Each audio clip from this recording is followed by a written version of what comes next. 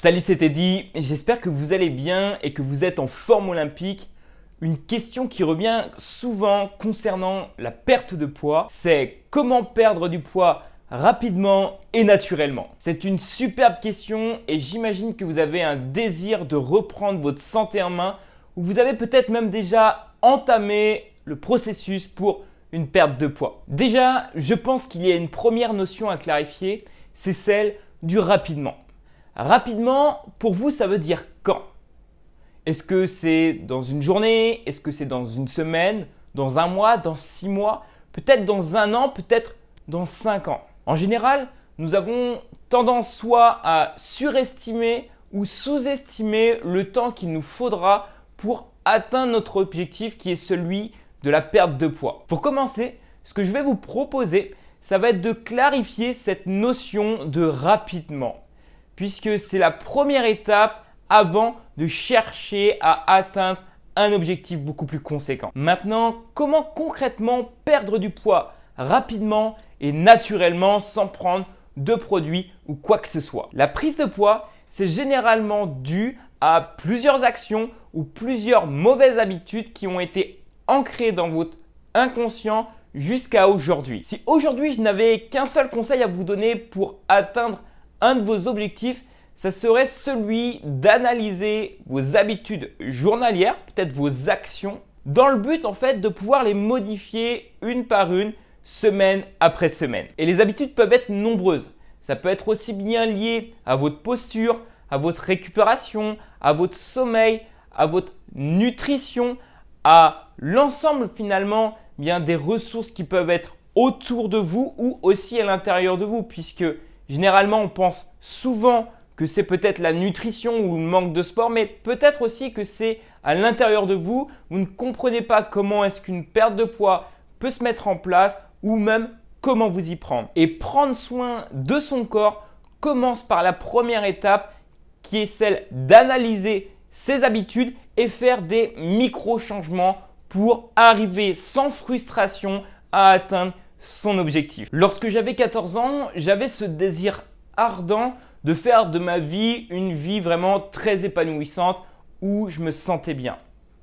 Malgré ça, je n'étais pas forcément dans la plus belle des santé et je savais pertinemment que c'était l'élément numéro 1 qui pouvait soit m'aider à réaliser la plupart de mes rêves ou soit contribuer à me faire régresser. Et pour vous dire, à cet âge, j'étais plutôt quelqu'un de timide, de renfermé, qui passait son temps sur les jeux vidéo et conséquence de ça, j'ai pris plus de 15 kilos et mon seul rêve à l'époque, c'était vraiment de reperdre ce poids dans l'objectif de me sentir mieux dans mon corps, mieux dans ma tête et surtout commencer peut-être à plaire à des femmes parce qu'à l'époque, j'étais tellement timide et pas bien dans mon corps que juste l'idée de pouvoir parler à une seule fille ou voire deux, c'était quelque chose d'impossible pour moi. Donc j'ai cherché toutes les solutions possibles et imaginables pour sortir de cette situation le plus vite possible. Alors c'est le moment pour vous aussi aujourd'hui de commencer par vous dépasser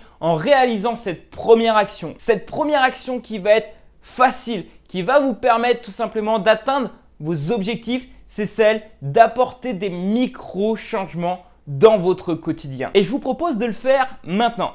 Ensemble, on va modifier votre première habitude. En première étape, je vais vous recommander de mettre sur pause cette vidéo dans l'objectif d'aller chercher un stylo et une feuille sur laquelle nous allons y tracer 3 colonnes différentes à l'horizontale. C'est bon, vous avez cette feuille, c'est maintenant parti. Dans la première colonne, nous allons y noter habitude. Dans la seconde colonne, nous allons y noter habitude modifiée. Et dans la troisième et dernière colonne, nous allons y noter obstacle. Étape numéro 2, maintenant, ce que je vais vous inviter à faire, ça va être de repenser à une journée qui est passée maintenant, donc peut-être hier, avant-hier, une semaine avant, etc.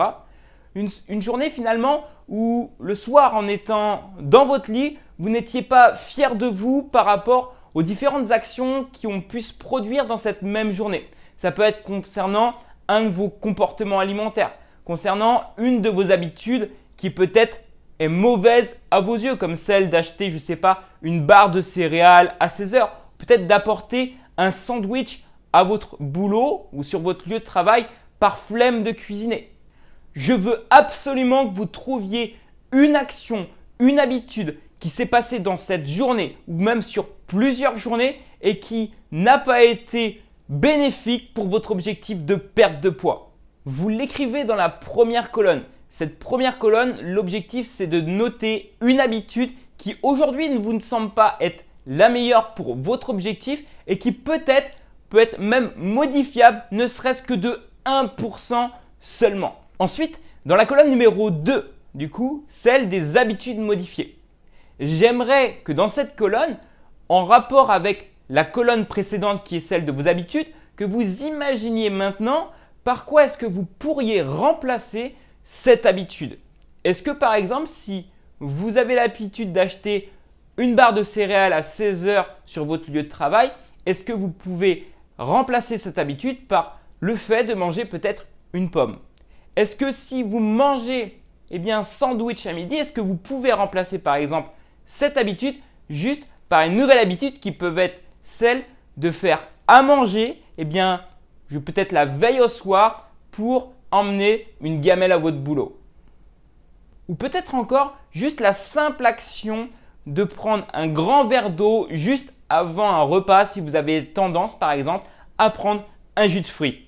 Maintenant que vous avez écrit dans les deux premières colonnes qui est celle de l'habitude et habitude modifiée, passons maintenant à la dernière colonne. Je suis persuadé que pour tout changement, il faut avoir d'une part conscience des points positifs mais aussi des points négatifs.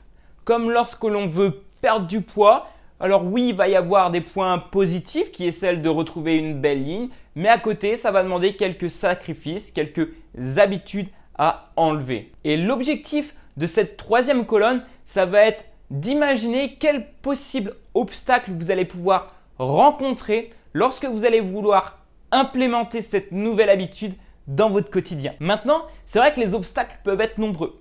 Ils peuvent être nombreux, ça peut commencer par effectivement votre entourage. Peut-être que vous n'avez pas forcément un entourage qui est dans votre sens pour cette perte de poids. Peut-être que ça va être un manque de ressources. Vous n'allez peut-être pas avoir les aliments nécessaires pour vous et pour votre objectif sous la main. Il va peut-être falloir aller faire des courses. Ça peut être aussi une contrainte de temps. Aujourd'hui, vous manquez de temps et c'est OK avec ça. Alors, notez tous les obstacles possibles et imaginables.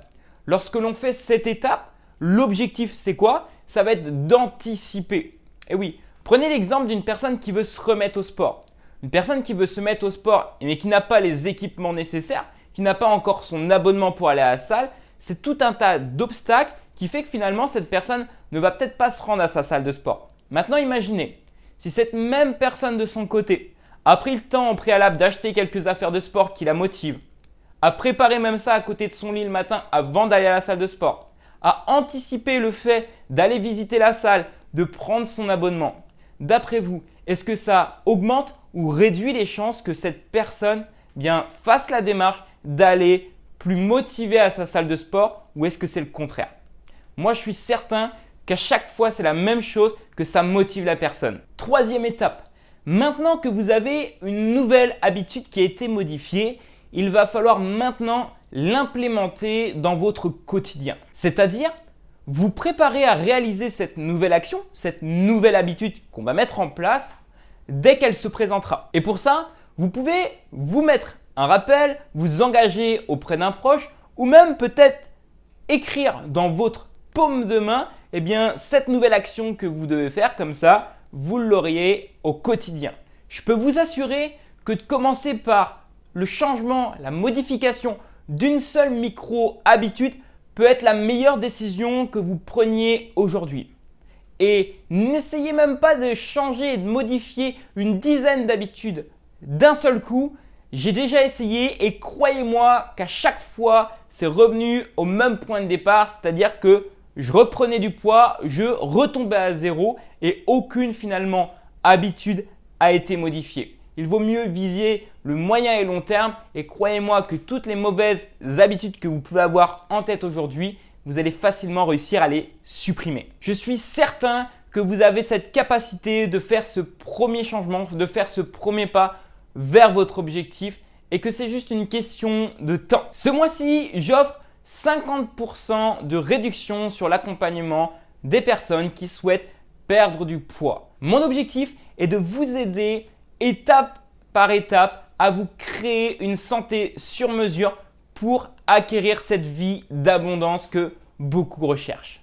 Attention, les places sont limitées et seulement 5 personnes pourront profiter de cette offre. Pour découvrir si ton profil est éligible, je vais t'offrir un premier appel. Pour ça, c'est très simple. Tu as juste à aller dans la description, à regarder sur l'agenda quelle plage horaire pourrait la mieux te correspondre et réserver cet appel avec moi. Allez, si j'ai réussi à prendre ma santé en main, je suis sûr que vous le pouvez aussi. À bientôt.